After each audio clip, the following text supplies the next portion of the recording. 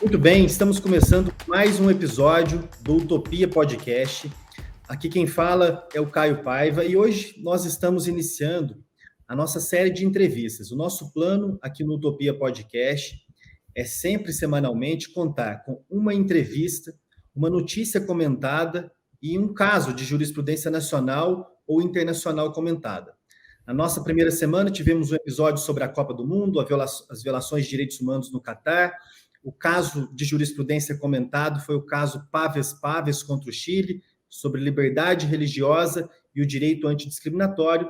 E eu também comentei com vocês uma matéria da Folha de São Paulo sobre esses atos de hostilização a artistas, a políticos, se configura crime, se não configura crime.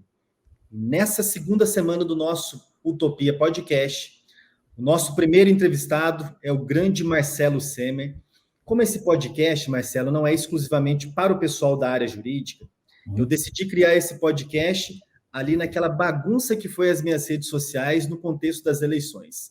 Que muitas pessoas chegaram, eu sou enfermeiro, eu sou engenheiro, eu sou um profissional da educação, e muitas pessoas com um genuíno interesse de obter mais informações, informações verdadeiras, explicações mais fáceis sobre justiça criminal, sobre direitos humanos e principalmente dos assuntos em torno ali das eleições presidenciais.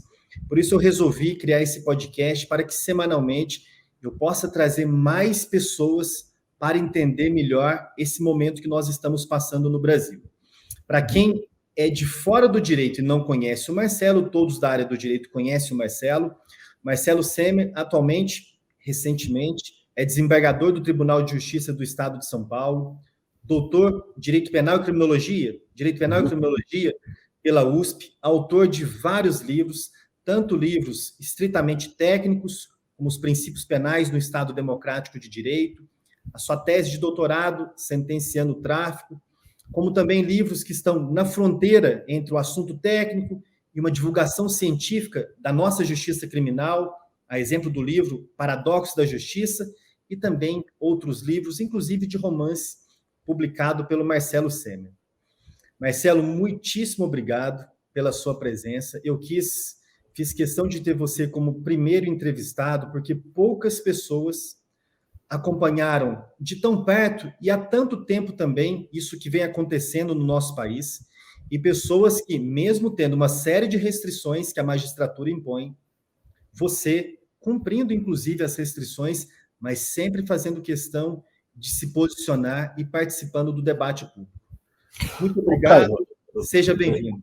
É um enorme prazer aqui participar desse seu podcast, uma honra, né, saber que eu sou o primeiro a ser entrevistado, mas eu acho muito legal, acompanhei o seu percurso nas redes sociais, sobretudo no Instagram, né, um volume de pessoas que lhe questionavam, que lhe criticavam, que lhe atacavam muitas vezes, e você foi fabuloso, né, foi firme na defesa de determinados princípios. Hoje nós estamos vendo aí que a defesa da democracia ela não é uma questão de obviedade, né? A gente tem que repeti-la todos os dias, né? Porque nós estamos vivendo um violento ataque especulativo contra as instituições, né? E cada hora esse ataque vem sendo de uma forma diferente, às vezes é por fake news, às vezes é por manifestações simplesmente, às vezes é por violência física mesmo, né? Então, eu acho que fazer essa tutela das instituições, das garantias, dos princípios é essencial. Não só para nós que estamos no direito, mas acho que hoje está claro que essa é uma questão central. E eu fico feliz de poder participar, agradeço aí suas palavras generosas, e eu também tenho falado isso há bastante tempo. É uma questão a qual é um espaço público no qual eu sempre disputei. Eu acho que juízes também são cidadãos, e é extremamente importante que eles sejam cidadãos. Essa ideia de que o juiz só fala nos autos não é verdade, e nós vivenciamos isso, né? Eu tenho trazido agora de exemplo as manifestações, por exemplo, do ministro Fachin, quando era presidente do TSE, onde ele diz a importância que foi juízes e promotores terem ido às redes sociais e relatado as suas experiências positivas acerca da urna eletrônica. Quer dizer, isso explicou para as pessoas como o ataque à urna eletrônica, a legitimidade da urna eletrônica, a eficiência da urna eletrônica, a legalidade, enfim, era um ataque à democracia, pura e simples, né? Então, há momentos em que os juízes não podem simplesmente dizer, sou juiz, eu não posso falar. Lógico que nós temos nossas limitações, sobretudo o que diz a Constituição em relação à dedicação à política partidária, acho que é uma coisa central, é evidente que a gente não deve nunca, eu digo isso bastante aos colegas, né? Eu sou chamado para falar sobre esse tema, né? Eu digo isso aos colegas, a gente nunca deve antecipar decisões que a gente vai dar. Aliás, apesar de falar bastante, Caio, eu jamais falo de processos que eu julgo, né? Então, realmente, muitas vezes alguém vai me entrevistar de um processo, eu falo, não falo do processo que eu julgo, eu não falo. E não falo não por medo de não falar, eu não falo que eu tenho medo de, se eu falar numa entrevista, dar uma declaração melhor do que a minha decisão, onde é que está a fundamentação? Ela está lá ou ela está fora, né? Então, eu não falo. E não falo daqueles processos que eu posso julgar, né? Então, eu trabalhei no direito público aqui em São Paulo por 8 anos, né, no TJ, então ninguém ia me ver ou criticar o prefeito, o governador, eu não posso, alguns atos que pareciam lesivos, enfim, eu não posso me antecipar a isso, porque quando o processo cair comigo, as pessoas vão falar, mas ele já falou sobre esse tema, eu não posso falar. Temas gerais, genéricos aí, óbvio que a gente está sempre obrigado, ninguém pode ser culpado de defender direitos humanos, ao contrário, né? Isso acho que é uma obrigação geral. E como acontece com crimes, muitas vezes no Twitter, né, você vê isso, as pessoas me perguntam sobre determinados crimes, um crime no estado de São Paulo, eu não posso falar, porque de repente vai saber, eu venho a ser julgado. Então, assim, respeitando os limites que a profissão nos impõe, eu acho que é importante que a sociedade perceba que os juízes fazem parte da democracia. Por isso que eu falo, agradeço aqui que tenha gente querendo ouvir. Você falou bastante nesse início da expressão democracia, e para quem não é do direito, pode estranhar que existe uma associação dos juízes para a democracia. Muitas pessoas podem se perguntar, pessoas que estudam, estão na faculdade de direito ainda, se todos os juízes não são democráticos, se todos os juízes não são defensores da democracia. Eu queria que você comentasse um pouco mais sobre essa associação, a Associação dos Juízes para a Democracia, e eu trouxe aqui como uma brevíssima provocação para você, uma nota do Antagonista, de junho de 2019, que classificou a JD como uma espécie de Coreia do Norte da magistratura em termos de posições ultra-esquerdistas. Marcelo, como que foi o processo de nascedouro da JD? Você já faz parte há bastante tempo, foi presidente já? Fui presidente, 2005 a 2007. E como que tem sido a atuação da JD agora, nestes últimos anos, de mais tensões entre os outros poderes e o Poder Judiciário? Bom, esse nome, Juiz para a Democracia, não é propriamente uma invenção nossa, né? Eu não fui fundador, a fundação se deu em 91, e eu entrei no final de 92, né? Mas, enfim, eu conheço toda a história, e esse nome é uma tradução, digamos assim, de uma associação espanhola que chama Jueces para la Democracia, né? E essa influência, digamos assim, espanhola e América Latina, muitas vezes nos reunimos, né, em vários eventos de associações de juízes para a democracia da América Latina e do Caribe, e a Espanha era, digamos assim, uma certa referência de fundação, enfim. Então, inclusive construiu-se uma federação de associações. Lógico que é um pouco difícil lidar isso no âmbito internacional, você deve saber disso, porque os judiciários são diferentes, né? Então tem diversos lugares onde faz parte do judiciário os chamados fiscales, né? Ou seja, os membros do Ministério Público, né? Tanto é que a nossa federação, quando ela foi criada, ela incorporou também membros do Ministério Público, porque assim era ocorrer em vários lugares. Essa ideia de estampar a democracia no nome não quer dizer necessariamente uma oposição a todos os outros são contra a democracia. Quer dizer que nem todos são militantes pela democracia, né? Até que o nome não é uma associação de juízes democratas, é uma associação de juízes para a democracia, né?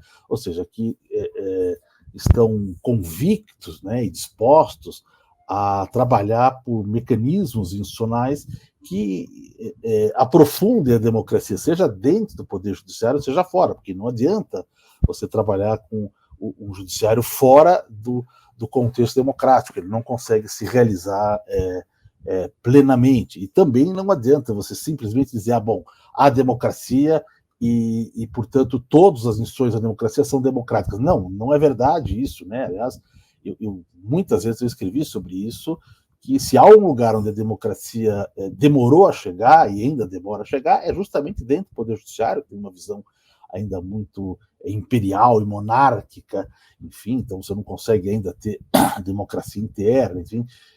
Então, portanto, não é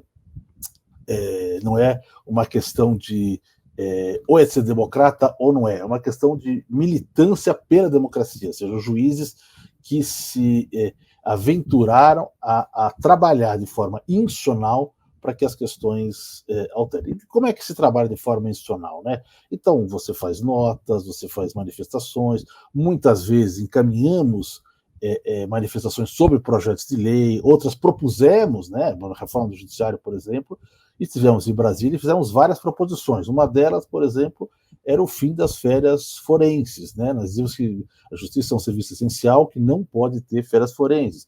Outra das propostas que a gente tinha era um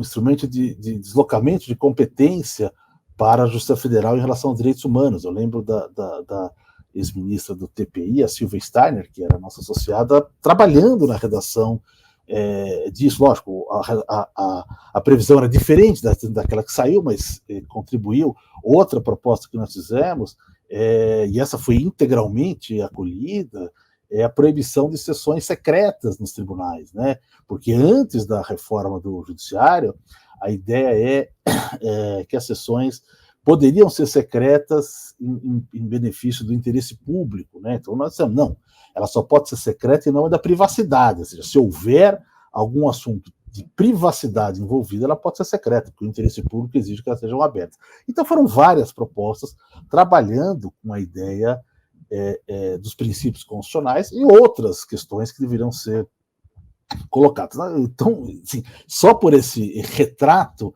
das questões que a gente discutiu aqui, sobretudo questões de transparência e publicidade, fomos ao CNJ, eu fui como presidente para disputar a questão do juiz natural, a gente dizia, olha, há uma série que essa proposta acabou fazendo com que elevamos ao CNJ e, a partir daí, até porque a reforma do judiciário dizia que todos os processos tinham que ser distribuídos imediatamente, então, portanto, não poderia ficar esperando para fazer distribuição, isso passou a ser distribuído a todos os desembargadores e assegurando o juiz natural. Eu queria dizer que, sim, que essas medidas que interferiram em transparência, em publicidade, amplitude do juiz natural, do sorteio, etc., já mostra claramente que nós não temos nada a ver com a Coreia do Norte, né? Assim, muito ao contrário, né? A gente foi buscando mecanismos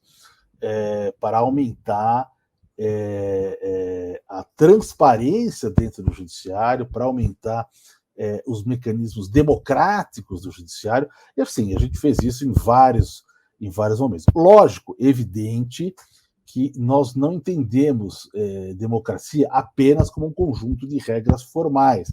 Então, nós achamos necessário também que exista mecanismos direcionados para a igualdade. Isso significa dizer que os agentes públicos devem tomar partido dos vulneráveis, sobretudo naquelas situações que os vulneram, né? Ou seja, que o juiz é um agente da igualdade, como todos os agentes públicos, a nossa Constituição assim determina. Então, muitas vezes vem aí, porque a gente faz pedidos que têm a ver, por exemplo, com o voto do preso provisório, que é algo que a Constituição não proibiu, mas a estrutura judiciária é que acaba impedindo, fizemos uma campanha pelo voto de preso provisório, como nós temos uma campanha para alterar, pedido para alterar a forma de citação das pessoas que estão encurtiçadas.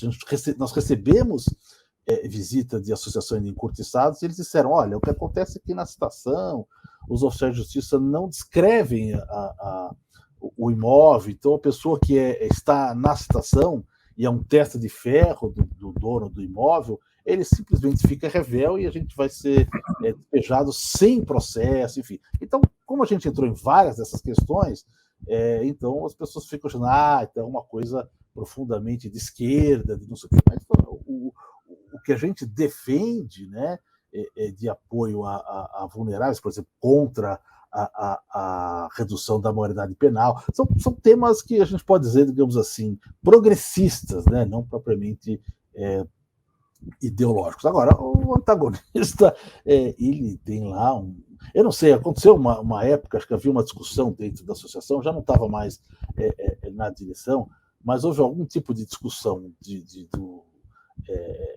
da gestão e pessoas que estavam se imiscuindo, e vazou uma ata ao antagonista, e até hoje eles ficam falando sobre isso. Olha como é a associação e tal. Um dia eu escrevi um artigo rebatendo, na verdade foi um artigo a pedido, né, da Folha de São Paulo, mas rebatendo uma resenha, digamos assim, que uma colunista havia feito no livro do Sérgio Moro. A resenha é só modo de dizer, né, que era uma louvação, digamos assim, ao Sérgio Moro, né, pediram para fazer um artigo para rebatê-la, e aí a resposta dela foi, olha o que diz o antagonista, esse que é daquela associação, não sei o que tal. Então acabou ficando uma coisa assim de totalmente sem sentido, faz um carimbinho e tal, e vamos e venhamos, o antagonista não é uma fonte em que a gente deve não confiar, obviamente não, mas sequer é uma fonte que vale a citação. Não vale para nós, né, Caio? Porque na lei anticrime, o Sérgio Moro, nas suas exposição de motivos, lá quando ele foi compelido a fazer uma, né, porque hoje normalmente ela veio sem, ele cita lá, entre pouquíssimas fontes, ele cita o antagonista. Mas, enfim, sim, a gente viu a qualidade daquele tipo de trabalho. Então, eu acho assim, a JD ela tem várias vinculações, algumas vezes pela história, né? Então a gente tem mais de 30 anos, nós já fomos objeto, pelo menos 2 vezes que eu me lembro, de editorial do O Estado de São Paulo, que é o jornal mais conservador que nós temos aqui.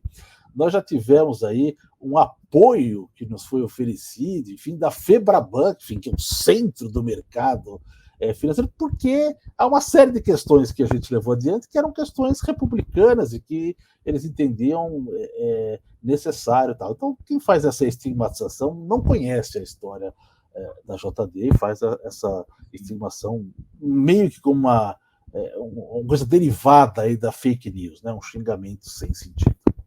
E o interessante de observar, para que todos tenham a dimensão também, assim como a JD, como o Marcelo muito bem disse, é uma militância em prol da democracia dentro da magistratura, não é apenas da magistratura, mas existem militantes contra a democracia em todas as instituições, inclusive na defensoria pública. Há militantes contra a democracia representando ideais muito estranhos ao regime jurídico da defensoria na própria defensoria. E o antagonista, como o Marcelo também muito bem colocou, nesses últimos anos, foi mais ou menos uma assessoria de imprensa da Lava Jato. Você falou bastante no início, e esse é um assunto que eu já havia notado aqui também, sobre a questão da liberdade de expressão dos juízes. Eu pesquisei no site do Conselho Nacional de Justiça a resolução. A resolução número 305 de 2019, ela estabelece, então, alguns parâmetros para os juízes nas redes sociais. O inciso 1 do artigo 4º veda a manifestação de opinião sobre processo pendente de julgamento, seu ou de outrem, ou juízo depreciativo sobre decisões, ressalvada a crítica nos autos em obras técnicas ou no exercício do magistério. E o inciso 2, talvez seja o mais problemático, veda a emissão de qualquer opinião que demonstre atuação em atividade político-partidária, até aqui perfeito, ou manifestar-se em apoio ou crítica públicos a candidato, lideranças políticas ou partidos políticos. Você já colocou, ficou claro, Marcelo, mas você identifica que nesses dois artigos há algumas brechas para que os juízes justamente defendam a democracia? Que os juízes, por exemplo, se sintam mais confortáveis no sentido, preciso criticar isso, ainda que seja pessoalizado na pessoa, por exemplo, do presidente do país. Não posso me omitir em relação a isso. E quando vocês assim o fazem, há um receio, porque olha, nós estamos nas redes sociais há bastante tempo, e nós, nesses últimos 2, 3, 4 anos, nós vimos muitos membros do Ministério Público, da magistratura, claramente comprometidos com Bolsonaro, criticando muito políticos da esquerda, aparentemente com uma liberdade plena. Tem notícias se sofreu algum tipo de consequência depois. O que você consegue extrair disso se há realmente uma proibição? Um juiz não pode, por exemplo, criticar o Bolsonaro porque o Bolsonaro não emitiu um sinal para essas manifestações absurdas pararem. Tem algum ponto?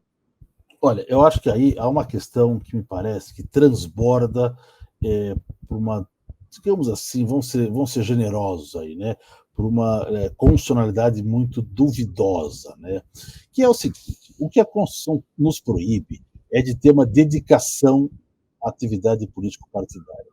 O que a resolução diz é o seguinte: olha, você não pode fazer uma opinião que possa demonstrar uma atividade, etc. E tal. Mas veja, já fica muito claro, são coisas bem diferentes. Sim. A atividade político-partidária é uma coisa. Opiniões são coisas diferentes. Você não tem uma dedicação. Aliás, tem um artigo muito interessante, que, salvo engano, do Pontes de Miranda, falava na Constituição anterior, logicamente, que ele falava que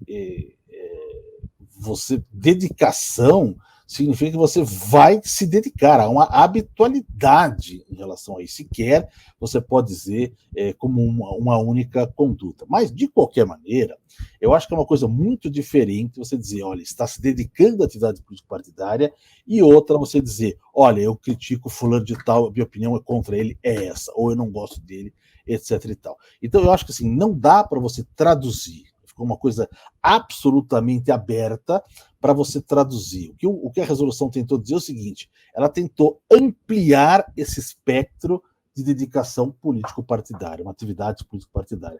E não é verdade. Quer dizer, o que é política partidária? Você está fazendo parte da campanha, você faz parte do financiamento de uma campanha, da construção da campanha, você decide os destinos da campanha, você participa da divulgação profissional da campanha. Isso é atividade político-partidária. Agora, você vai dizer que o fulano que coloca um adesivo no seu carro ou um botão na sua camisa faz política partidária, então você está dizendo que as pessoas também não têm direito a fazer isso. Ah, são todas as pessoas que fazem política partidária. Então, acho que aqui, primeira coisa, é um equívoco essa extensão.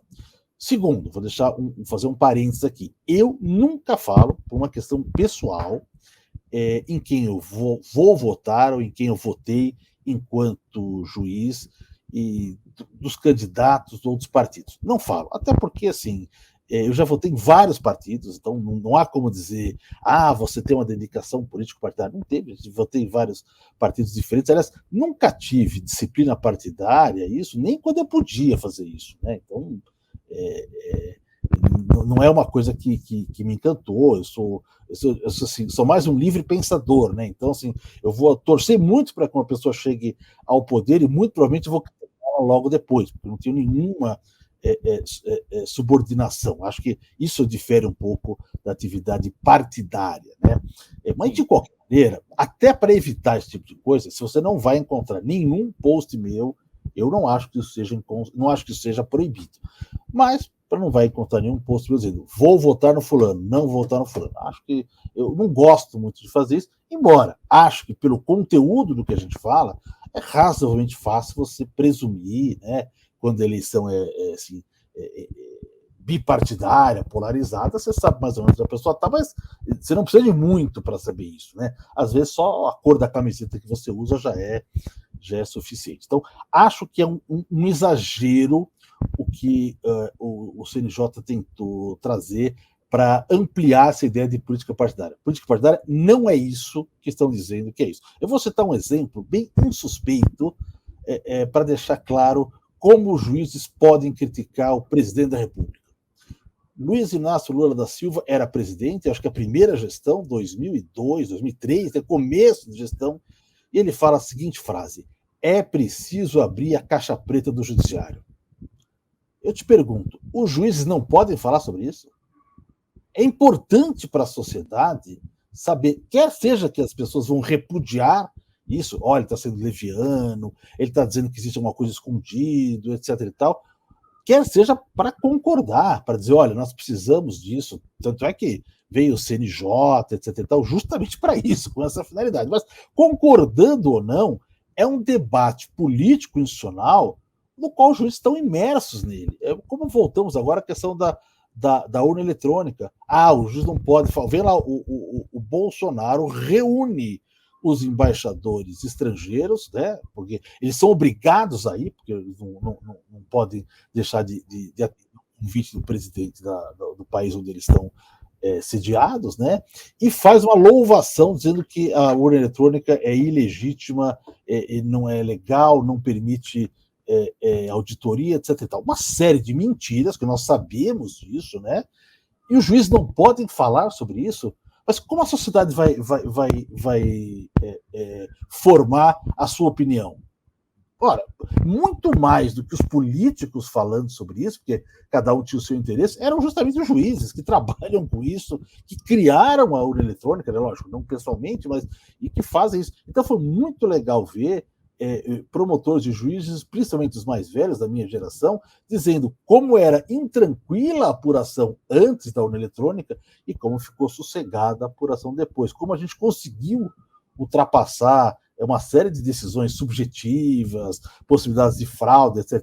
Foi um enorme avanço. Agora você vai dizer, o juiz não pode, porque se ele falar, ele está criticando o Bolsonaro. Mas veja, o Bolsonaro foi se manifestar numa questão que diz respeito a todos nós. Então, a gente não pode ser proibido. Há uma ressalva, acho muito interessante, nessa resolução, que ela foi proveniente da pressão das entidades de associação de classe, né? A AMB, a ANAMATRA, a JUF, etc. e tal, que olha, isso não se aplica se você for dirigente da associação e falar em defesa do Estado Democrático de Direito. Ora, todo mundo pode falar em nome do Estado Democrático de Direito. Nós temos um compromisso de defender o Estado Democrático de Direito. O meu trabalho todo dia está defendendo o Estado Democrático de Direito. Então, ninguém pode dizer assim, eles é que podem falar em nome do Estado Democrático de Direito. Não, todos. Você não pode proibir nenhuma pessoa do país a defender o Estado Democrático de Direito. Tanto mais, né? Tanto mais numa situação em que ele se encontra fortemente agredido. Então, eu acho que existe um enorme exagero nisso. Acho que muitos juízes acabam não se dando bem nas redes sociais, mas não só juízes, como defensores, como engenheiros, como psicólogos, porque não conhecem, não sabem, não tratam direito. O que acho que a gente podia fazer é capacitar os juízes para as redes sociais, ou seja, o que pode falar, o que não é legal falar, que tipo, por exemplo, uma coisa que eu fui aprender na prática no Twitter, né? Não responder a provocações. É horrível isso, né? Você fica assim, a pessoa te xinga, você tem razão naquilo que você quer, mas se você responder a ele vai ter uma amplitude maior daquilo, mais pessoas vão chegar, por aí vai. Se eu pudesse falar hoje para um noviciado nas redes sociais, e eu acho interessante fazer isso, e fui chamado em alguns lugares, alguns tribunais, para fazer isso, eu falava, jamais discuta, não entre em litígio, põe a sua opinião, e se a pessoa te xinga, te agride, bloqueia e tira do lado. Não é para isso, né? Nós não podemos nos envolver nesse tipo de coisa. Acho não só juízes, mas enfim. Então, é como você ensinar crianças a lidar com a internet. O que os pais faziam quando começou a internet? Não podemos deixar nossos filhos na internet. Mas se você proíbe, eles nunca vão saber lidar com isso e não vão conseguir reconhecer os perigos. Então, é muito mais importante do que proibir e punir, é você capacitar e não vir nenhum tipo de curso, capacitação, encontro, conversa, para ajudar isso, né? E qual foi a justificativa para essa resolução? A justificativa foi que era preciso manter a imagem do Poder Judiciário, né? O Toffoli falava isso. Ora, vamos e venhamos, a imagem do Poder Judiciário não está desgastada pelo que o juiz individualmente escreve nas suas redes sociais. A sua, pessoalmente, pode até estar. Até a fulana que fica dançando, o outro falando assim. Bom, enfim, a gente vai ter as reprovações morais habituais disso, né? Agora, a imagem do Poder Judiciário, ela se desgasta quando o Judiciário não cumpre a Constituição, quando ele tem uma atividade promíscua para com o poder, quando ele decide antes e durante entrevistas o que ele vai fazer antes. Isso compromete a imagem do Judiciário, compromete a imagem de rigidez, quando ele cede à pressão popular, né, decide pelo que diz na mídia e tal. Então, tudo isso compromete a imagem do juiz. Agora, o juiz falando... E só para te responder, Caio, eu não acho que é correto também a tua crítica e dizer que os bolsonaristas não foram punidos. Na época do impeachment, isso de fato aconteceu. Ou seja, centenas e centenas de juízes usaram o Facebook, sobretudo, que era o programa, o aplicativo da época, para defender o impeachment, a retirada de Dilma, etc. E tal. Aqueles que se destinaram a fazer o contrário, dizer que isso é golpe, esses foram mais escrutinados ou mais processados que os outros. Isso, de fato, aconteceu. No momento atual, vários bolsonaristas, digamos assim, aqueles que assumiram a defesa, foram chamados, sim, no CNJ. Então, em relação a esse ponto, a gente... Foram chamados mais bolsonaristas? Até acho que foram mais, por uma razão muito simples, porque eles realmente vestiram a camisa, né? Por exemplo, um exemplo claro de quem vestiu a camisa foi o ex-presidente do meu tribunal, o desembargador Ivan Sartori. Antes de sair do tribunal, ele botou a camisa, sou Bolsonaro, e uma coisa, etc. e tal. Eu nem acho que deve ser punido por isso, enfim, embora não tenha ficado realmente muito bom. Mas ele foi chamado lá na presidência. Mas depois ele saiu, de fato, aí ficou com a camisa. Ele continua com a camisa que ele tinha vestido. Acho que talvez seja o mais importante a gente apurar, mais do que ver se cada juiz está defendendo um candidato ou outro, é saber se o juiz usa o seu cargo para se projetar politicamente, né? Então, por exemplo, o desembargador Ivan Sartori, às vésperas de sair, ele deu uma decisão lá anulando a condenação do júri do Carandiru e hoje usa essa... Sim. Isso é utilizado no currículo vitae para buscar um cargo de secretário, etc. e tal, mostrar como é forte. Em vários outros casos, a começar, primeiro de todos, ao Sérgio Moro, né, de como ele industriou um processo para depois se colocar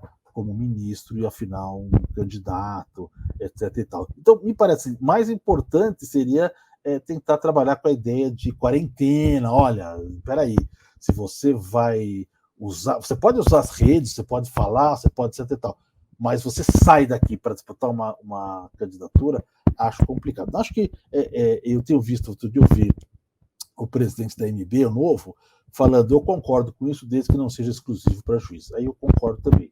Por exemplo, uma questão que eu acho que é bem delicada e que a democracia vai ter que resolver com isso é o fulano que tem um programa de auditório, tem um programa de televisão, e no dia seguinte ele passa a ser um candidato, ou seja, ele amealha todo aquele público de uma forma que a lei permite, né? Ele pode falar o que ele quiser, e quando chega na eleição, ele muda, troca a camisa e fala, agora eu sou um candidato. E acho que isso também é uma questão para a gente discutir. Perfeito.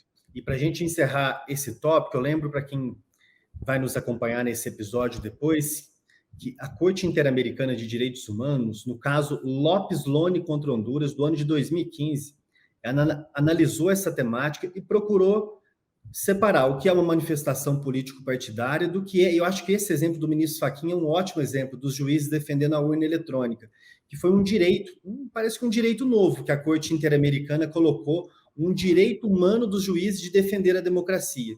E a Corte Interamericana chama atenção, em momentos de crise, os juízes devem ter a liberdade de expressão. Em momentos de crise democrática, não se pode calar os juízes. Totalmente conectado com esse assunto, Marcelo, um tema que me chama muito a atenção também por conectar política e processo penal é o tema do lawfare. Lawfare, em linhas gerais, para quem não é do direito, significa um uso da persecução penal, da investigação, do processo penal, com o fim aparente ou implícito de perseguição política. Foi um assunto muito debatido nos últimos anos no contexto da Lava Jato, em relação à atuação, à força-tarefa do Ministério Público Federal, ao ex-juiz Sérgio Moro, em relação ao ex-presidente Lula, e também a outros políticos do contexto da esquerda. É algo que resultou, inclusive, em grandes obras sobre o assunto. Tem um pequeno livrinho do Zaffaroni, ótimo, sobre o lawfare, com prefácio, inclusive, do Lula. Achei isso muito curioso. O Lula escreveu um prefácio do livro do Zaffaroni sobre lawfare. Lula que foi vítima desse lawfare. E há poucos dias saiu uma entrevista extensa na Folha de São Paulo com a Cristina Kirchner, às vésperas do seu julgamento. Ela já sabia que seria condenada. Talvez tinha um pouco de esperança de não ser condenada, mas já denunciava que estava sendo vítima justamente do lawfare. E nessa entrevista, acho que foi para Mônica Bergamo, ela utilizou a expressão que havia na Argentina e também há na nossa região um partido judicial. Eu compreendi o sentido que ela colocou, mas eu não consigo também desassociar agora toda essa guerra contra o poder judiciário que o Bolsonaro também encarnou.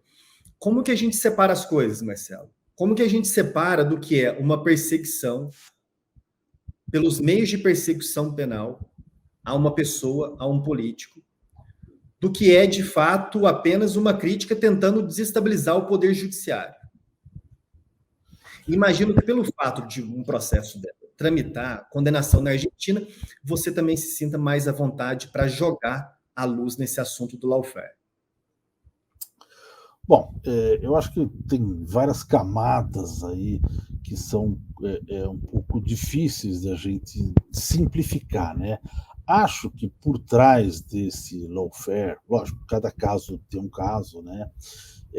Acho que existe aí uma criminalização da política e essa ideia que subjaz de que os políticos são corruptos e os promotores e juízes são honestos, né? Essa coisa de que incumbe ao judiciário consertar os problemas da democracia. Lendo o livro do Guardião das Promessas, do Antônio Garrapon, ele fala isso na França da década de 90, né? E várias coisas que a gente vai repercutir, vai repicar no Brasil posteriormente. E tem um quê, digamos assim, de messianismo por trás disso, que a gente vê muito claro, por exemplo, no artigo do ministro Barroso, que ele chamou o artigo chama Razão Sem Voto, né? Eu discuto isso no Paradoxo da Justiça, que ele fala de há um poder representativo, né? O judiciário tem também uma função representativa. E para explicando isso, ele fala que há certas situações nos quais os juízes, promotores, enfim, os concursados, né, são mais confiáveis do que os políticos. E vai dizer, não, porque os políticos tiveram que ter o financiamento de campanha, e tem certas amarras, não sei o que tal.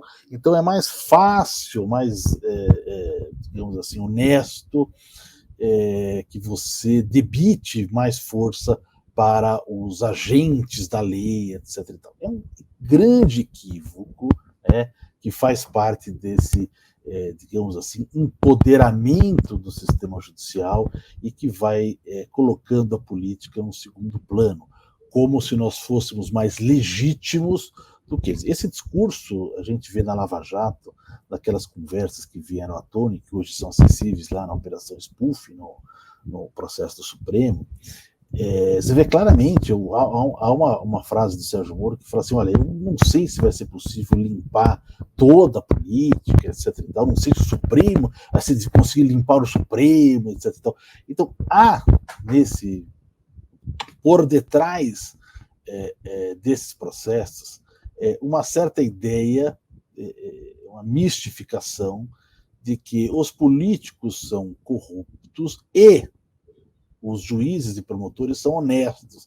E, portanto, cabe a nós, concursados, funcionários, etc. e tal, fazer a limpeza da política, né?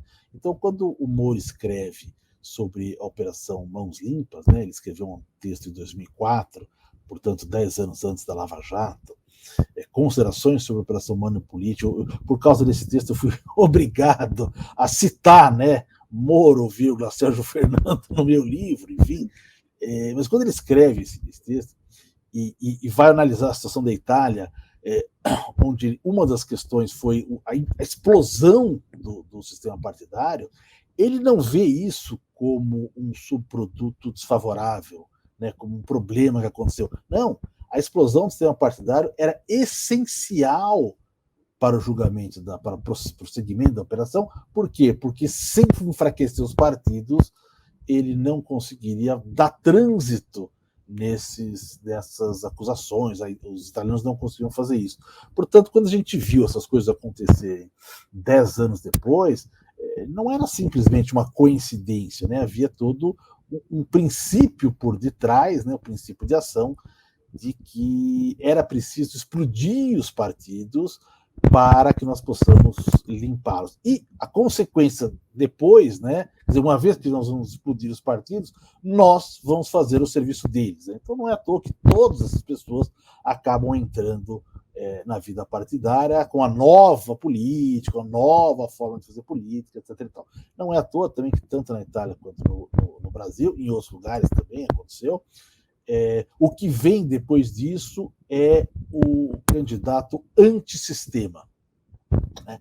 O candidato antissistema, que é aquele que não está envolvido nisso, portanto, é o novo. No nosso caso, Bolsonaro não era um candidato novo, porque ele estava quase 30 anos, 3 décadas como deputado. Mas ele era um deputado tão inexpressivo, né? Ele não fazia parte de comissão, não aprovava projeto, nunca foi líder, não participava das grandes discussões. Ele era tão inexpressivo que era o mais distante que você tinha na política, era ele. Era quase difícil dizer, ele é um cara da política. Não, na política ninguém dava bola para ele, né? Tanto é que ele foi mudando de partido várias vezes, de acordo com o seu interesse. O Lula brinca na campanha, né? Você me apoiou, é verdade, tem uma coisa dele apoiando o Lula, etc. E tal. Então, enfim, eles foram buscar isso. Então, acho que há uma gênese disso, dessa ideia de que os funcionários, os juízes, os promotores são mais honestos, mais limpos e vão reconstruir. É uma criação de mito, que é uma mentira, que parte de uma concepção equivocada de que a corrupção é um problema moral, né, e, portanto, eu preciso de uma pessoa sobre-humana, né, um herói, para combatê-la. Então, isso vai acabar tendo um grande problema. O que isso afasta a visão? Isso afasta a visão de que a corrupção é uma questão, sobretudo, do impacto do poder econômico sobre o poder político. Essa que é a questão, mas para combater este tipo, a corrupção dessa forma, é preciso combater o poder econômico, e aí acaba sendo muito difícil. Então, acho que isso é o que está por detrás dessas doenças. Mas é lógico, o Moro tem uma frase, segundo dizem, é dele, né, que quando aconteceu o Banestado, que era, digamos assim, a grande bomba para explodir o sistema partidário, ele não conseguiu exatamente porque pegava em vários partidos e ele ficou sem apoio de ninguém. E quando vem Lava Jato, ele percebe, não, aqui eu posso apontar o dedo para um lado, né? Porque eu vou ter o apoio de todos os outros. E esse lado era o lado que não tinha o apoio do sistema financeiro como um todo, da mídia, etc. Então, eu não sei se consciente ou inconsciente, não sei, ele acabou se dirigindo, sobretudo, ao PT e seus aliados, né? Que era o centro onde a questão foi colocada, e esse lawfare fica mais evidente porque ficou uma coisa claramente seletiva, né? E em razão disso é que ele teve um enorme apoio de mídia, porque havia ele acabou sendo, eu não sei se voluntariamente ou não quero passar esse sinal, mas ele acabou sendo um instrumento para tirar o PT do poder. Eles não estavam conseguindo fora do voto, haviam vários interesses financeiros, e etc. Então ele acabou sendo estimulado porque esse era o interesse comum, sobretudo, do mercado e da mídia. Então, a gente vê a seletividade naquelas conversas. Lá, a gente viu a seletividade nas decisões, mas aquela conversa, quando alguém fala, não, mas aqui vai ter que colocar o Fernando Henrique junto. Não, mas esse é uma pessoa que a gente não quer melindrar, etc. E tal. Ou seja, ele tinha consciência de que ele conseguiria fazer isso desde que ele dirigisse seus canhões especificamente para um dos lados do tabuleiro, que era o lado potencialmente mais frágil do tabuleiro, né? Não frágil politicamente, mas frágil dentro do sistema econômico. Agora, isso não deu certo, obviamente, quer dizer, deu certo, mas depois acabou se explodindo, porque isso vai cair nas várias contradições, porque ao mexer com isso, você foi balançando outros lados do mesmo tabuleiro, né? Então isso vai bater no PSDB, vai bater não sei aonde e tal, e aí acabou. Aí tem aquela célebre interceptação esqueci o nome do senador agora, que é aquela frase do com o Supremo com tudo, vão estancar a sangria, né? Porque agora chegou no momento em que não é possível ter que estancar a sangria. Aliás, Caio, uma coisa interessante entender, por intermédio daquelas conversas lá da Operação Puff, a gente percebe que este áudio, estancar a sangria, já está na mão do Dallagnol meses antes de que ele é publicado. Entre Dallagnol ter esse áudio na mão e a sua publicação, ocorreu o quê? O impeachment. Talvez, se ele tivesse soltado um áudio desse, tornado público, com a mesma velocidade que Moro tornou aquela conversa entre Lula e Dilma, é possível que não tivesse o impeachment, porque isso ia mostrar que a classe política estava lá preocupada em sua sobrevivência, e por isso rifar a presidência. A mesma coisa acontece com a questão do Eduardo Cunha. O Ministério Público entra com uma ação, sei lá se certa ou se errada, mas para destituir o Eduardo Cunha da presidência. Essa ação demora para ser julgada, essa liminar pedida demora para ser julgada mais de 5 meses. O Teori Zavascki só vai julgar quando o Marco Aurélio fala que vai julgar um outro processo conexo, aí ele põe de sopetão isso para julgar. E quando afasta o Eduardo Cunha, já depois de tudo, os fundamentos são exatamente aqueles que foram aduzidos pelo PGJ 5 meses antes. Não houve fatos novos para mexer com isso. A questão do Supremo aí, isso é uma questão que a história vai cobrar um pouco dos tribunais, é o timing, né? Quer dizer, o timing em relação às decisões. Por que uma interceptação saiu no mesmo dia e a outra esperou alguns meses? Por que uma decisão como a do Delcídio foi dada na hora e a outra demorou 6 meses? Isso tudo acabou virando uma forma de seletividade, que eu acho que o lawfare, digamos assim, é a combinação dessas duas coisas, né? De um lado, essa expectativa de que o judiciário pode corrigir a política, e de outro, que ele faça isso de uma forma seletiva. Perfeito, Marcelo.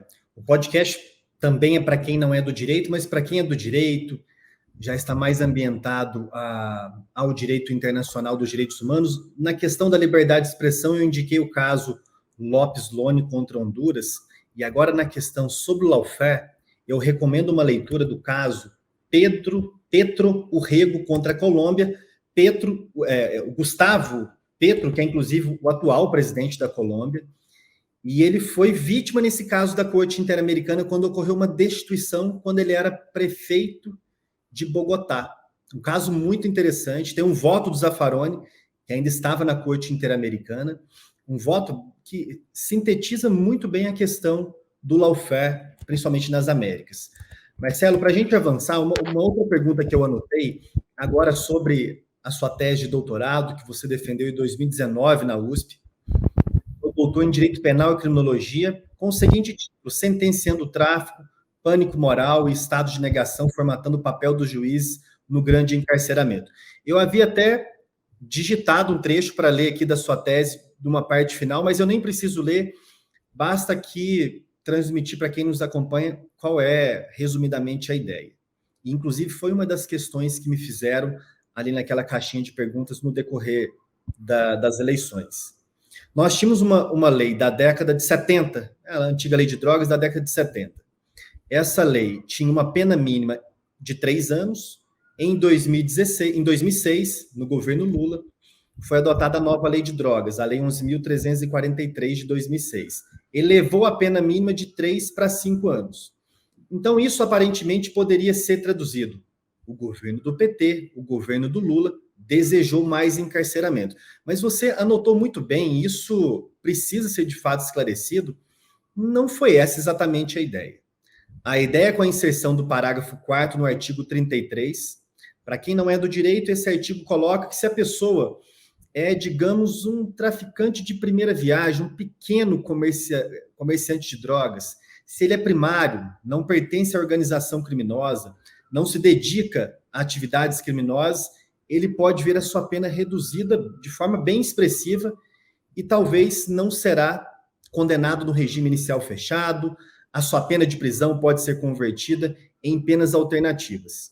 Então, ainda que tenha sido elevada a pena mínima, a inserção desse parágrafo já deveria ser o bastante para provocar uma queda no ritmo de encarceramento em relação à lei de drogas. O Marcelo, porém, e o livro é extraordinário, coloca em dados empíricos, pesquisa empírica, que ocorreu justamente o contrário em relação a esse microtráfico.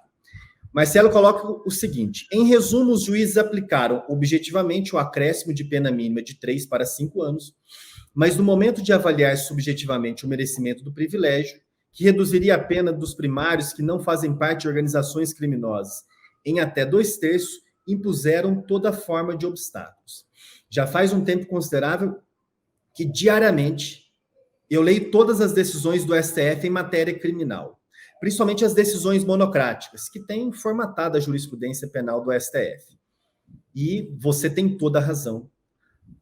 Esse receio de aplicar o parágrafo 4º e, com isso, reduzir o encarceramento na lei de drogas, é justamente isso que provoca o grande encarceramento que você desenha na tese.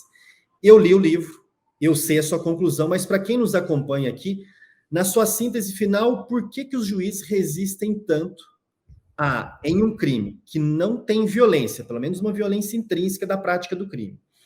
Por que eles resistem tanto em aplicar a lei em relação ao crime de tráfico de drogas?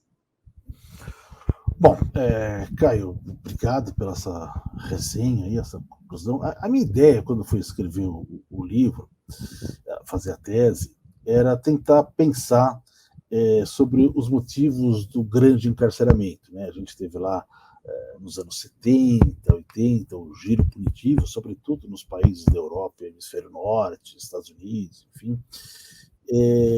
E as explicações que a gente tinha, as explicações tradicionais para isso, me pareciam que não encaixavam exatamente na realidade brasileira, né? Bom, então, de repente, quebrou o Estado Social, entrou o neoliberalismo e aí tudo mudou, né? Mas o fato é que o Brasil nunca teve propriamente um Estado Social, e dizer que, olha, a partir de agora as cadeias passaram a ser depósitos. Elas foram depósitos aqui a vida inteira. A preocupação com ressocialização nunca foi efetiva, nunca foi séria aqui e tal. E ao mesmo tempo, e acho que isso me chamou um pouco a atenção, os autores diziam que essas mudanças, sobretudo na Inglaterra e Estados Unidos, que eram países da common law, e tinham, portanto, penas indeterminadas, né, aumentou muito o encarceramento a partir do momento que as leis vieram para determinar penas mínimas, né, o Minimum Mandatory Sentencing, né, e outros instrumentos. Ou seja, os juízes passam a ser obrigados a fixar penas determinadas para os crimes, como a gente acontece aqui no Brasil, e algumas coisas bem rigorosas, no caso do tráfico de acordo com o volume, as guidelines, não sei o que tal. Então, eles colocam que, a partir da quebra da discricionariedade do juiz, aumentou muito o encarceramento.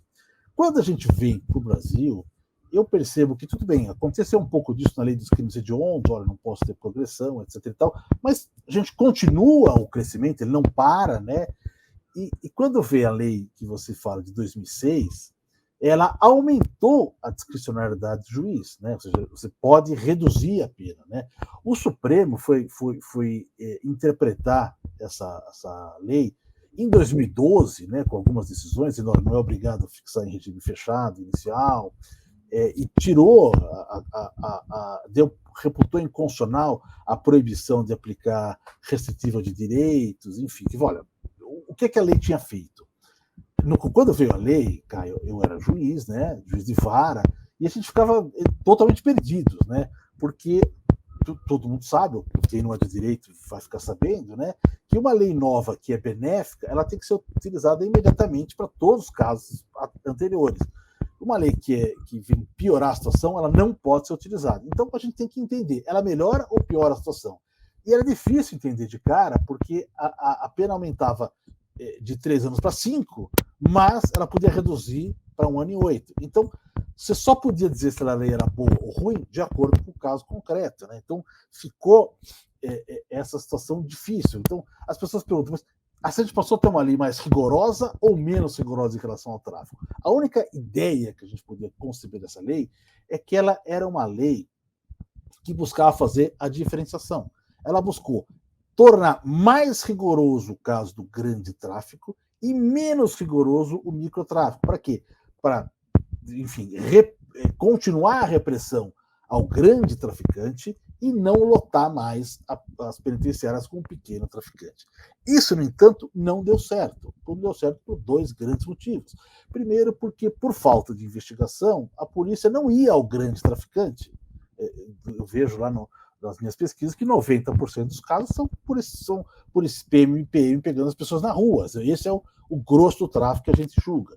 E, de outro lado, os juízes não deram essa redução para restringir o microtráfico, né?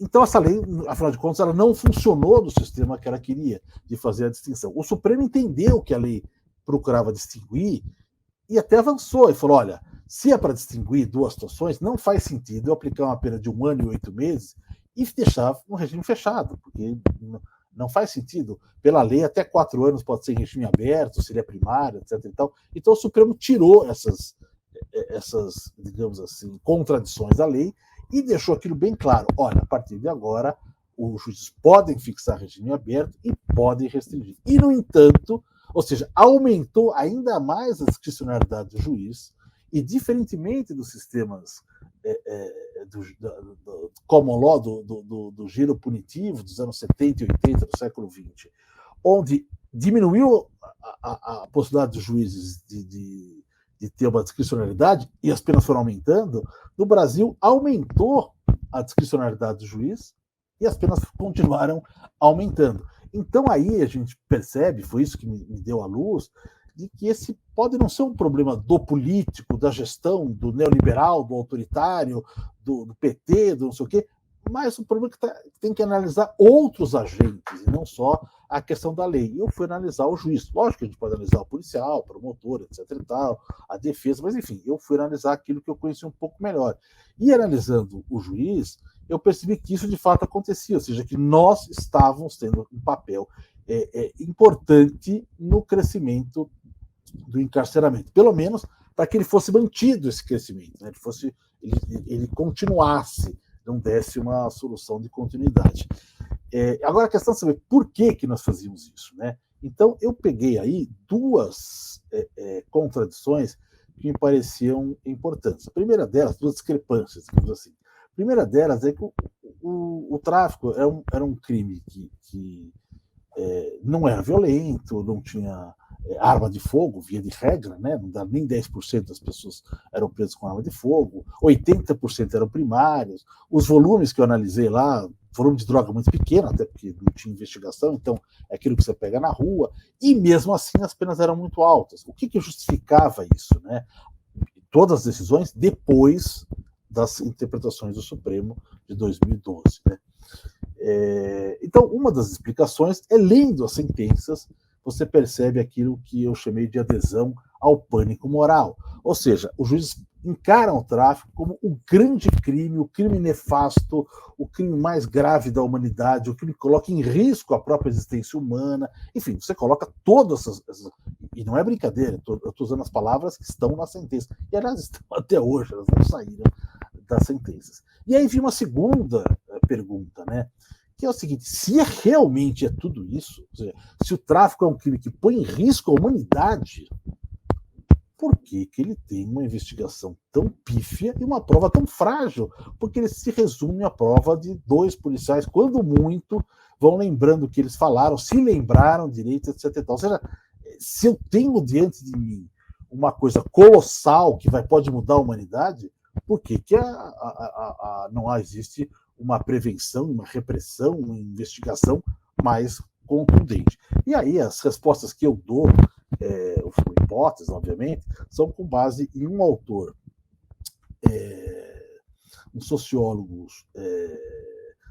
de origem sul-africana, mas que residia na Inglaterra, e por coincidência ele teve 2 textos dele, um no começo da carreira e outro no final, que usaram questões que me pareceram que explicavam um pouco. Lógico, ele não procurou fazer isso conjugadamente, enfim, mas que me ajudavam a explicar, digamos assim, o que a gente chama de chave de leitura, né? A primeira delas é a questão do pânico moral. O Stanley Cohen vai falar sobre o pânico moral, das brigas de jovens no tédio do verão londrino, né? No verão britânico, né? Nas praias, etc. E tal. Então, ele vai dizer, olha, tem 2 grupos de jovens que eles ficam fazendo rixas e acabam quebrando todas as cidades.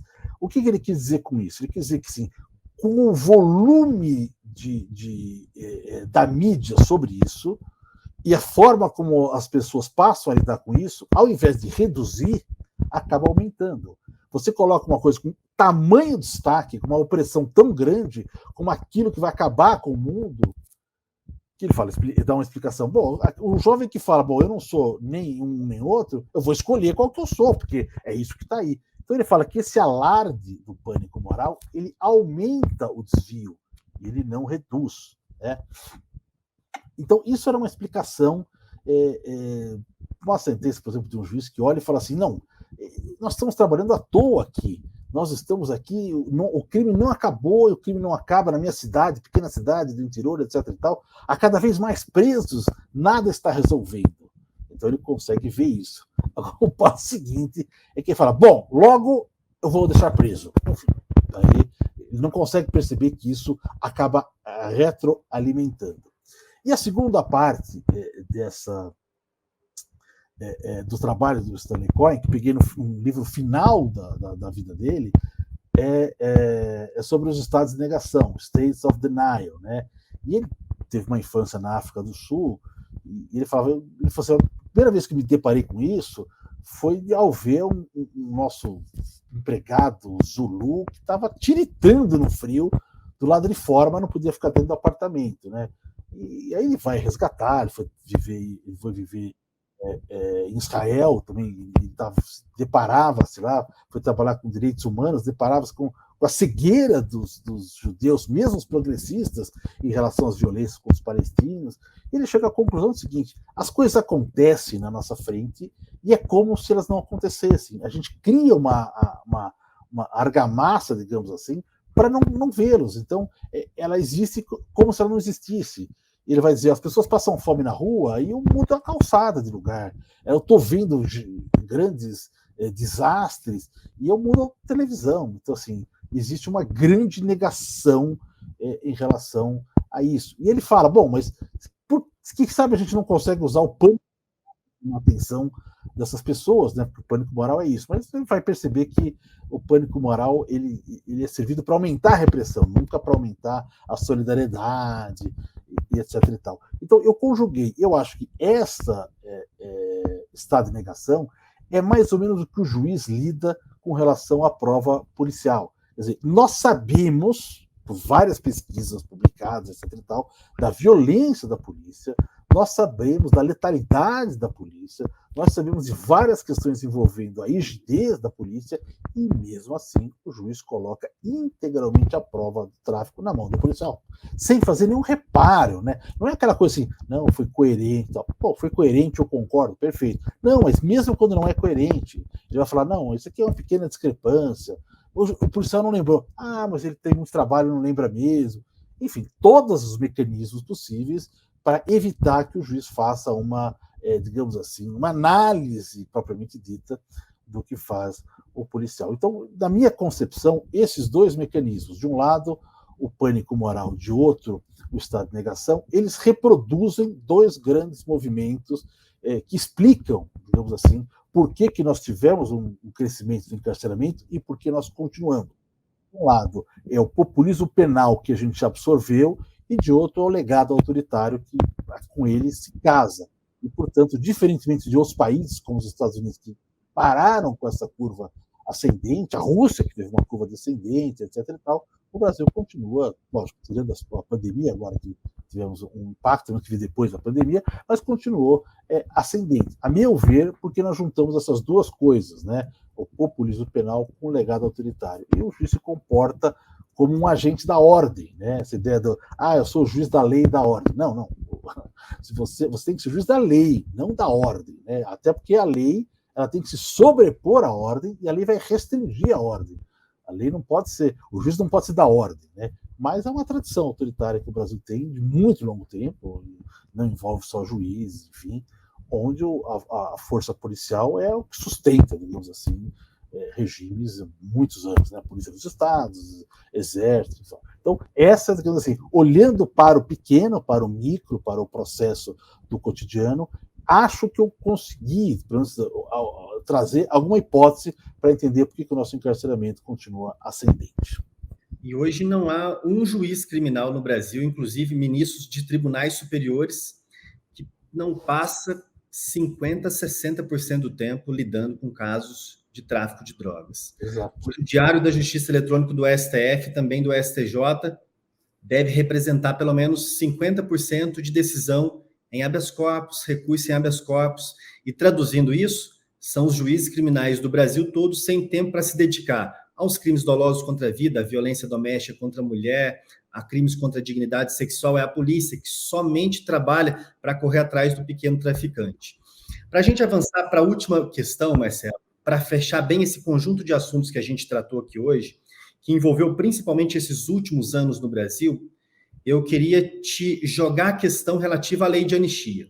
Nós tivemos os crimes contra a humanidade cometidos por agentes estatais durante o período da ditadura militar. Tivemos depois a Comissão Nacional da Verdade, que foi instalada no governo Dilma. No governo Lula, com o Programa Nacional de Direitos Humanos de 2009, já se sinalizava que seria criada a Comissão Nacional da Verdade, e é interessante para quem quiser resgatar as notícias, as manifestações de 2009, quando sai o Programa Nacional de Direitos Humanos número 3, do presidente Lula, o quanto que essa atmosfera militar já estava ameaçando a democracia.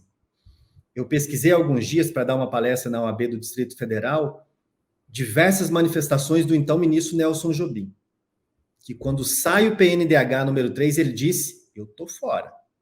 Que negócio é esse de processar militar? Vai processar todo mundo? É só militar? Que negócio é esse de Comissão Nacional da Verdade? Tô fora. Estou fora eu e os militares disso. E agora, recentemente, Marcelo, cogitado de novo para o Ministério da Defesa. As notícias daquele período são muito elucidativas disso, que foi crescendo essa autonomia excessiva das Forças Armadas. Há diversas manifestações do então ministro Nelson Jobim. Acho que foi o único ministro do corpo de ministros do Lula que não assinou o PNDH número 3. E a redação originária do PNDH 3 era um documento belíssimo. É um dos poucos documentos da história, pelo menos normativa do Brasil, que é um documento, não vou colocar de esquerda, porque senão fica com aquela visão equivocada de que somente a esquerda se preocupa com os direitos humanos, mas é um documento progressista. É um documento que coloca, esse governo apoiará uma lei para descriminalizar o aborto. Voltou atrás. Em 2010, o Lula publica um novo decreto, alterando profundamente a redação do Programa Nacional de Direitos Humanos na redação originária. Colocava também que aquele governo apoiaria processos para responsabilizar autores de crimes graves, agentes estatais, durante o período da repressão penal, repressão militar. Alterou também, voltou atrás, cedeu. Tirou a expressão repressão militar para período definido no ADCT. colocou lá na redação originária que esse governo se comprometeria a auxiliar, conjuntamente com os estados e municípios, a acabar com essa história de colocar nome de ditador em praças, pontes, monumentos. Tirou isso também. E a partir disso a situação foi só se agravando. O STF julgou constitucional a lei de anistia, agora há uma nova DPF para ser julgada, a DPF 320. Qual que é a sua opinião objetivamente sobre esse processo de transição no Brasil e sobre a validade da lei de anistia? Bom, primeiro, se eu lembrar, eu acho que foi digamos assim, eu não gosto muito de falar dos equívocos do Supremo, porque para quem trabalha na área criminal, o Supremo é praticamente o Supremo, e agora o STJ, né, os melhores juízes criminais que a gente tem no país, né, quer dizer, que tem um apego muito maior a princípios e garantias em relação ao conjunto de juízes. Então, assim, não acho que a gente pode se dirigir, mesmo na pesquisa que eu fiz, eu anoto a resistência que os juízes tiveram em seguir os paradigmas do Supremo. Mas na questão da anistia, realmente houve um equívoco de interpretação muito grande, né? Ela foi tida lá como um grande ato de acordo nacional, né? E, portanto, aquilo foi um perdão cordial, né? Houve uma negociação que envolveu uma negociação do país, etc. e tal. E essa visão aí da lei de anistia como um acordo nacional é uma visão equivocada do ponto de vista histórico, né? Quer dizer, é verdade que o movimento de anistia ele foi iniciado sobretudo pelas mulheres, né? As mulheres de perseguidos, de desaparecidos, etc. e tal, nos anos 70, e acabou tendo a força assim, de um grande movimento nacional, mas ele foi capturado pela ditadura para que ele pudesse servir, né, essa intenção de autoanistia aos seus próprios agentes.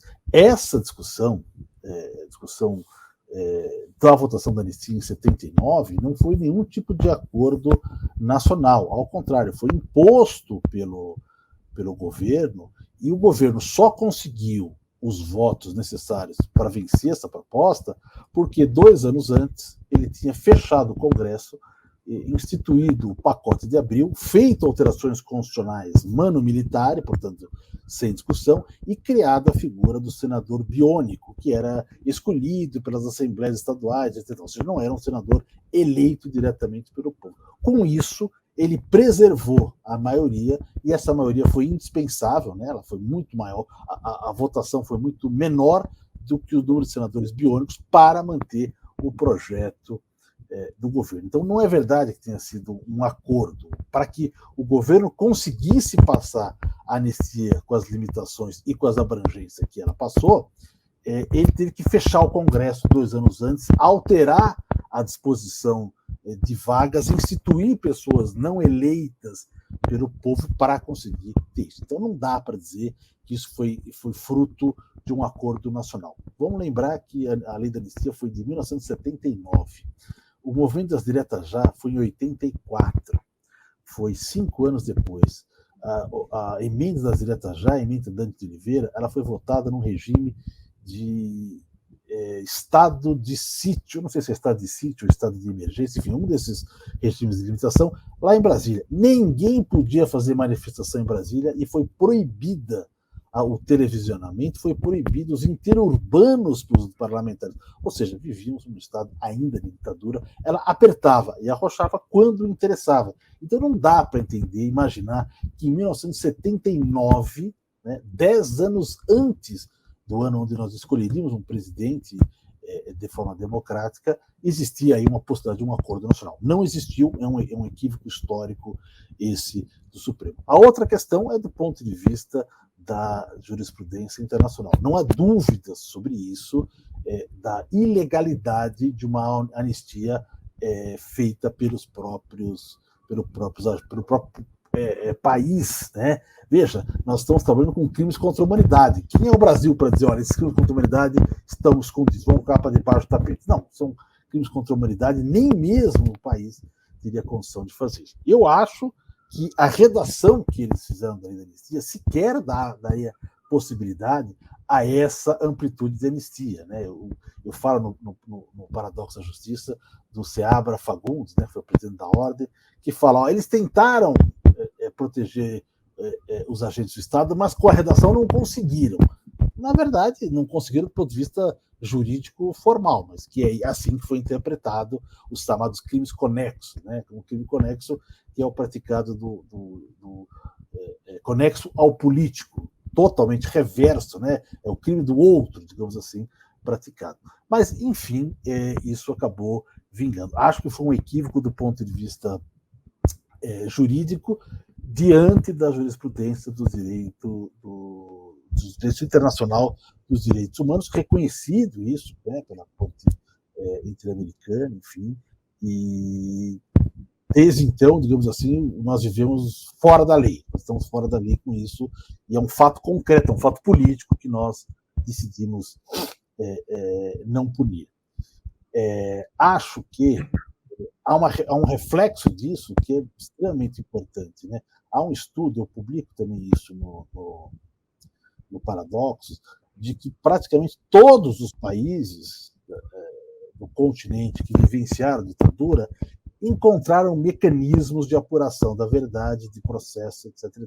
E que o Brasil era um país praticamente isolado, no sentido de que, quando foi publicado esse estudo, não tinha feito nem a Comissão da Verdade, nem admitido a punição. Pois bem, nós fizemos a Comissão da Verdade, mas ela também não foi possível avançar, e ao ter feito a Comissão da Verdade, há muitos analistas que dizem isso, a Dilma assinou a sua própria sentença de morte, né? Morte política, digamos assim, acabou instaurando, digamos assim, uma posição muito rigorosa. E há estudos que mostram como, né, os países que não resolveram seus problemas da ditadura acabaram potencializando os crimes contra os direitos humanos cometidos depois. É uma explicação pelo fato de nós termos hoje uma Constituição que é a mais garantista que nós temos da nossa vida, e, no entanto, as violências de Estado hoje são até maiores do ponto de vista numérico do que da época da ditadura. Sem querer reduzir e esvaziar a ditadura, hoje a letalidade policial consegue ser ainda maior, né, apesar de todo o avanço democrático que nós tivemos. Então, me parece que essa anistia acabou sendo uma limitação à nossa transição. Nós não completamos a transição à democracia exatamente porque nós nos mantivemos esse obstáculo da anistia. E há uma explicação de um brasilianista, o Antônio Pereira, inglês, né? E ele diz o seguinte: por que o Brasil não fez isso se os outros fizeram, né? E a explicação dele, a hipótese dele, é que a ditadura brasileira foi a mais judicializada. Não é que nós não tivemos desaparecimentos, execuções, nós tivemos. Mas, ao lado disso, nós tivemos um continente muito grande de pessoas que foram presas, processadas, julgadas, etc. E tal. Agora começa a vir à tona, né, os julgamentos secretos do STM, né? Há um jornalista, o Carlos Fico, que está ouvindo, outro dia eu estava ouvindo num podcast. Rádio Novelo, né? Isso. Ele tem muito interessante. Um volume gigantesco de fitas lá, ele gasta 5 horas por dia para ouvir aqueles julgamentos sigilosos, que agora estão disponíveis, enfim, e vai desfiando, digamos assim, algumas questões. Então o Antônio Pereira fala: olha, pelo fato da repressão brasileira ter sido mais judicializada, é mais difícil que o judiciário revise isso, como foi em outros países, por exemplo, como a Argentina, né? A Argentina, isso acabou, lógico, uma série de discussões, enfim, idas e vindas, não foi uma coisa tranquila, mas quando isso coloca, até os militares não ficaram fazendo a defesa da classe militar, acabou tendo um esvaziamento, distanciamento entre aqueles que tomaram parte e a nova face militar. Mas aqui nós não tivemos, o judiciário acabou ajudando a cimentar isso. Eu acho que tenho a impressão de que esse jogo não está definido ainda. Eu acho que ainda existe conversa sobre isso, porque pelas decisões da Corte interamericana, nada pode obstar, inclusive a prescrição, né? Eu tive dificuldade de entender isso. Eu também tenho. Eu só consegui ter uma visão disso de uma conversa que a gente teve lá na JD com o Zaffaroni. O Zaffaroni dizia o seguinte: olha, nós penalistas não entendemos isso, mas isso é matéria de direito internacional. A gente tem que conceber que essas questões elas já existem antes e, portanto, elas são proclamadas, etc. e tal, mas a imprescritibilidade do crime contra a humanidade é algo que anterior à nossa Constituição, enfim. Então. E, lógico, é preciso ter uma amplitude maior de compreensão para isso, e acho que hoje a gente entende. Eu penso, Caio, honestamente, que quando a gente olha todo esse movimento que tem sido feito contra a democracia, de forma, inclusive, violenta, né? Inclusive com violência, que a gente olha que todo esse movimento faz uma pretensão de que os militares reingressem na política e que os próprios militares, a despeito de não ingressarem, setores significativos que acabam estimulando isso, eu acho que talvez sirva para que nós entendamos que é preciso democratizar tudo, inclusive as Forças Armadas, e essa parte da democratização acabou entupida. Existe ainda, veja, estamos sofrendo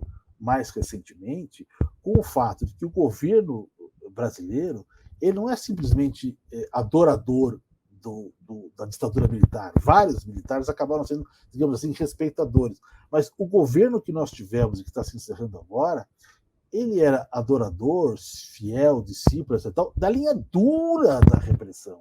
Aquela que perdeu dentro do percurso da própria repressão, né? Aquela que o Geisel teve que lutar para tirar de fora, né? E, portanto, é isso que voltou para a gente, né? O que voltou para a gente é, digamos assim, a parte mais forte disso. E acho o que me estranhou muito foi que os militares acabaram aderindo a isso de uma forma, pelo menos, se não foi amplamente, de uma forma pelo menos silenciosa, e concordaram, enfim, quando me parece que o Bolsonaro colocou os militares na pior situação política que nós já vimos aqui no país. Então, até por causa disso, né, para poder separar o joio do trigo, eu acho que era importante que nós entendamos, não só para frente, como eu estou ouvindo o Flávio Dino dizer, né, não vai ter anistia a ninguém, nem Bolsonaro, nem família, etc. e tal, seria um absurdo nós pensarmos nisso, mas acho que seria o caso do judiciário de refletir e pensar na anistia para trás também, né? Poucas coisas, eu acho que poucos vão sobrar para serem julgados, o impacto disso não é muito forte, a maior parte das pessoas já morreram, né? Mas é um impacto do ponto de vista simbólico, né? De a gente entender, não, agora está na hora da gente terminar a nossa transição para a democracia. O fato de a gente ter uma transição incompleta fez com que a gente colocasse a democracia em risco. Então, agora vamos terminar, vamos passar limpo e fazer essa transição completa para a democracia. E justamente por não termos tido uma transição completa, nos últimos 4 anos nós tivemos, primeiro, uma presença absurda de militares na estrutura do governo federal. Algo que esse governo deveria, talvez, planejar um projeto de lei para limitar isso. Não pode ter no governo civil tantos militares no governo, na estrutura da administração pública federal. Nos 4 anos, o governo Bolsonaro comemorou o golpe militar sempre em março de todos os anos, com a tolerância do Tribunal Regional Federal da Primeira Região.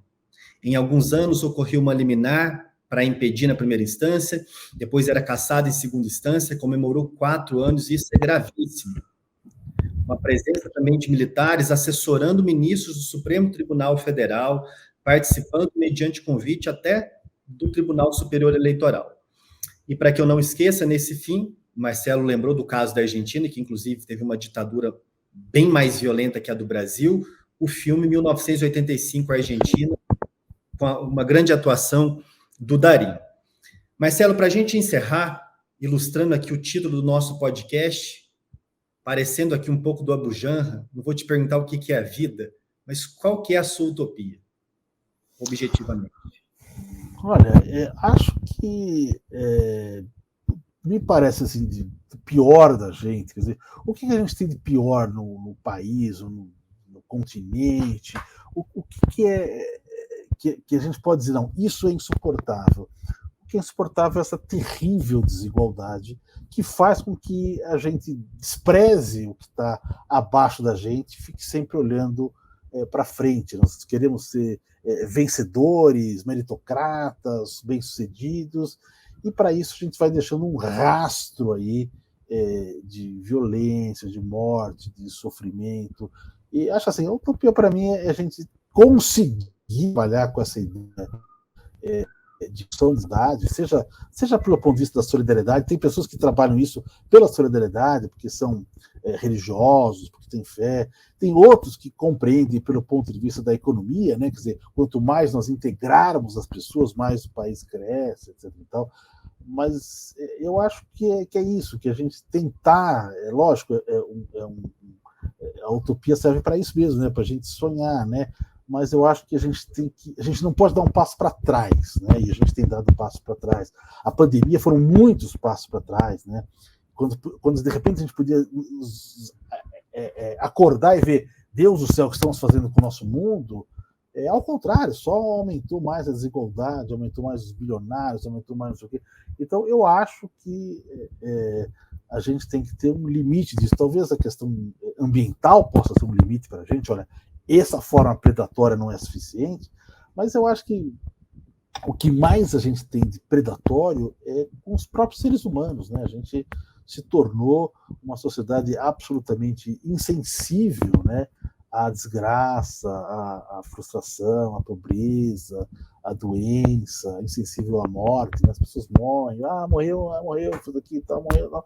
Eu acho que isso para mim é a utopia, que não vou dizer que a gente consiga reverter, todos seremos, como é que John Lennon, né, em Marte, um governo, um povo, sem teto, mas que a gente passe a reverter isso, ou seja, que a gente já viveu momentos desse na história da humanidade, em que a gente vai diminuindo essas desigualdades, e de repente parece que a nossa engrenagem começou a andar para trás de novo. Então essa é a minha utopia, que a gente paulatinamente possa entender que o que melhor a gente tem para dar somos nós mesmos, né? E, portanto, salvar as pessoas que estejam numa situação mais vulnerável, mais prejudicial, sem que isso seja colocado como um fardo, sem que isso seja colocado como um gasto, né? Não, eu não posso ter gasto todo dia. Você vê no Jornal Nacional eles dizendo quantos bilhões de reais a mudança no orçamento vai ter. Nós já sabemos disso, mas todo dia é quase como dizer, gente, nós vamos mesmo abrir mão de 100 bilhões de pessoas só para essas pessoas poderem comer. Mas veja, é o mínimo que a gente pode fazer. Isso é algo que sequer deveria estar sendo discutido, algo que a gente vai ter passado por cima disso, mas todos os dias eles mostram para a gente 100 bilhões, 70 bilhões, como se isso fosse uma desgraça, quando isso é a única coisa que a gente pode reduzir a nossa desgraça. Essa é a minha utopia, que a gente possa olhar para trás, olhar para o vulnerável e tentar levantá-lo. Perfeito. Esse foi mais um episódio do Utopia Podcast. Marcelo, muitíssimo obrigado pela sua presença aqui, pelo seu ótimo trabalho como juiz, como escritor e principalmente como sendo um grande defensor da democracia. Um grande abraço. E eu que agradeço e sucesso ao podcast.